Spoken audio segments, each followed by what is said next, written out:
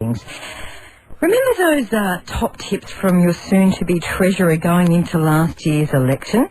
When Wayne Swan went on YouTube, and I'll play this for you later, but he gave tips for saving groceries, and it's got him into all sorts of hot water in Parliament. He's now been labelled insulting and patronising by his critics. Scott Driscoll is the Executive Director of the Retailers Association. Good morning, Mr Driscoll. Good morning, Madonna. Why aren't Wayne Swan's tips helpful?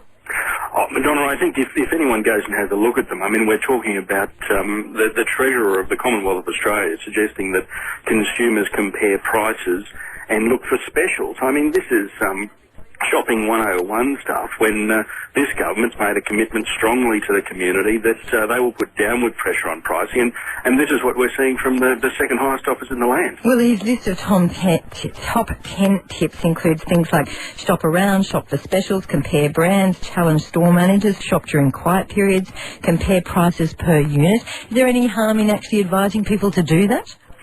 Look, I think most consumers see those as basics. I think when this government makes a commitment that it's going to put downward pressure on pricing, it raises an expectation that it's actually going to do something proactive and productive. But when you, and these are the same people that we raised about 3 or 4 weeks ago in the media, they're actually talking about throwing $13 million at a taxpayer-funded website to tell you what you paid at Coles and Woolworths last month. Well, Wayne Swan created the YouTube clip giving advice on petrol purchasing. Environment Minister Peter Garrett offered gardening tips in a video clip. Do you see these as political stunts that aren't necessarily practical? It's a political stunt, it's symbolism, it's not gutsy, it's not genuine politics and policy that's going to actually help consumers. I mean, we're wanting to help consumers and put downward pressure on pricing.